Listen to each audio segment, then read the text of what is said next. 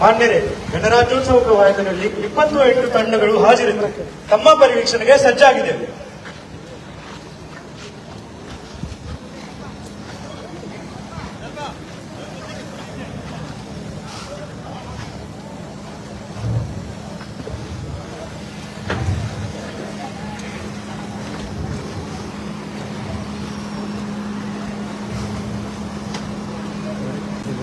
ನಿಮ್ಮೆಲ್ಲರ ಹೆಮ್ಮೆಯ ಹೊಯ್ಸಳರ ನಾಡಾದ ಹಾಸನ ಜಿಲ್ಲೆಯಲ್ಲಿ ಇಂದು ಸನ್ಮಾನ್ಯ ಶ್ರೀ ಕೃಷ್ಣ ಬೈರೇಗೌಡರವರು, ಮಾನ್ಯ ಕಂದಾಯ ಸಚಿವರು ಕರ್ನಾಟಕ ಸರ್ಕಾರ, ನೋಂದಣಿ ಮತ್ತು ಮುದ್ರಾಂಕ ಇಲಾಖಾ ಸಚಿವರು ಕರ್ನಾಟಕ ಸರ್ಕಾರ ಹಾಗೂ ಹಾಸನ ಜಿಲ್ಲಾ ಉಸ್ತುವಾರಿ ಸಚಿವರು ಇವರಿಂದ 77ನೇ ಗಣರಾಜ್ಯೋತ್ಸವದ ಈ ಸಂದರ್ಭದಲ್ಲಿ ಕವಾಯತು ತಂಡಗಳ ಪರಿವೀಕ್ಷಣೆ ನಡೆಯುತ್ತಿದೆ. ಈ ದಿನ ಜಗತ್ತಿಗೆ ಸ್ವಾತಂತ್ರ್ಯ, ಸಮಾನತೆ, ಭ್ರಾತೃತ್ವ, ಪ್ರಜಾಪ್ರಭುತ್ವ, ಸಮಾಜವಾದ, ಜಾತ್ಯತೀತತೆ ಹಾಗೂ ಸಾರ್ವಭೌಮತೆ ಮುಂತಾದ ಸಾರ್ವಕಾಲಿಕ ರಾಜಕೀಯ ಮೌಲ್ಯಗಳ ಮಹತ್ವವನ್ನು ಸಾರುತ್ತಿರುವ ನಮ್ಮ ಹೆಮ್ಮೆಯ ಸಂವಿಧಾನ ಅಧಿಕೃತವಾಗಿ 1950ರ ಇದೇ ಜನವರಿ 26ನೇ ದಿನದಂದು ಜಾರಿಗೆ ಬಂದ ಸುದಿನ ಎಂಬುದು ನಿಮ್ಮೆಲ್ಲರ ಹೆಮ್ಮೆಯ ವಿಷಯವಾಗಿದೆ.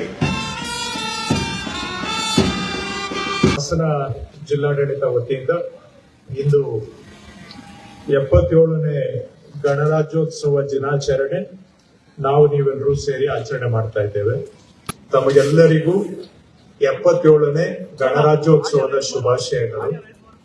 ವರ್ಷದ ಆರಂಭದಲ್ಲಿ ಬಹಳ ಸಡಗರ ಸಂಭ್ರಮದಿಂದ ನಾವು ಈ ಗಣರಾಜ್ಯೋತ್ಸವವನ್ನು ಆಚರಣೆ ಮಾಡ್ತಾ ಇದ್ದೇವೆ. ಗಣರಾಜ್ಯ ಅಂದ್ರೆ ಗಣ ಅನ್ನೋದಕ್ಕೆ ಬಹಳ ಸಾವಿರಾರು ವರ್ಷಗಳ ಇತಿಹಾಸ ಇದೆ. ನಾವು 2,500 ವರ್ಷ ಹಿಂದೆನೆ ಗಣಗಳ ಒಕ್ಕೂಟ ನಮ್ಮ ದೇಶದಲ್ಲಿ ಅಭ್ಯಾಸದಲ್ಲಿತ್ತು.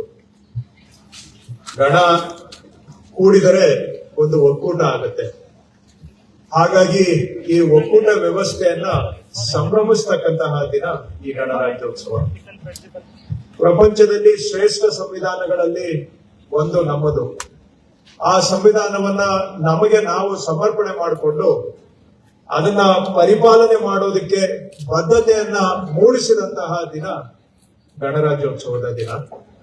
ಹಾಗಾಗಿ ಭಾರತ ದೇಶದ ಪಾಲಿಗೆ ಒಂದು ರೀತಿ ಸಂಸ್ಥಾಪನಾ ದಿನ ಈ ಗಣರಾಜ್ಯೋತ್ಸವದ ದಿನ.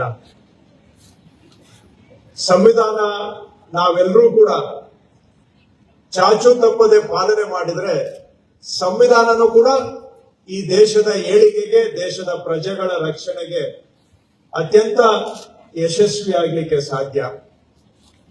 ಅದನ್ನ ಉಪಯೋಗ ಮಾಡ್ತಕ್ಕಂಥವ್ರು ನಾವು ತಪ್ಪು ಮಾಡಿದ್ರೆ ಜನಗಳಿಗೂ ತೊಂದರೆ, ದೇಶದ ಪ್ರಗತಿಗೂ ಕೂಡ ತೊಂದರೆ.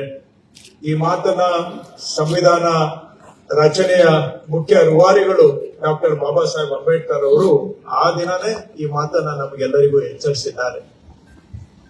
ಭಾರತ ಸ್ವಾತಂತ್ರ್ಯ ಬಂದ ನಂತರ ಬಹಳ ಪ್ರಗತಿಯನ್ನ ಸಾಧಿಸಿದೆ.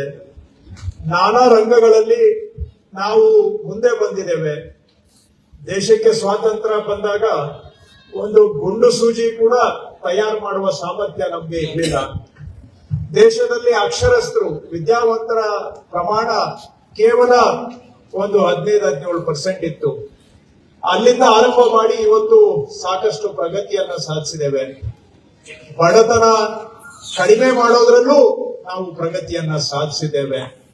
ಆದ್ರೆ ಇವತ್ತು ಅನೇಕ ಸಾಮಾಜಿಕ ಮತ್ತು ಆರ್ಥಿಕ ತೊಂದರೆಗಳು, ಸವಾಲುಗಳನ್ನ ಇವತ್ತಿಗೂ ನಾವು ಎದುರಿಸ್ತಾ ಇದ್ದೇವೆ. ಬಡತನ ಕಡಿಮೆ ಆದ್ರೂ ಕೂಡ ಶ್ರೀಮಂತರು ಬಡವರ ನಡುವೆ ಅಂತರ ದಿನೇ ದಿನೇ ಕಡಿಮೆ ಆಗ್ತಾ ಇರಬೇಕಾಗಿದ್ದಂತಹದ್ದು ಇವತ್ತು ದಿನೇ ದಿನೇ ಜಾಸ್ತಿ ಆಗ್ತಾ ಇದೆ. ಶ್ರೀಮಂತರು ಮತ್ತಷ್ಟು ಆಗರ್ಭ ಶ್ರೀಮಂತರಾಗ್ತಾ ಇದ್ದಾರೆ, ಕುಬೇರರಾಗ್ತಾ ಇದ್ದಾರೆ.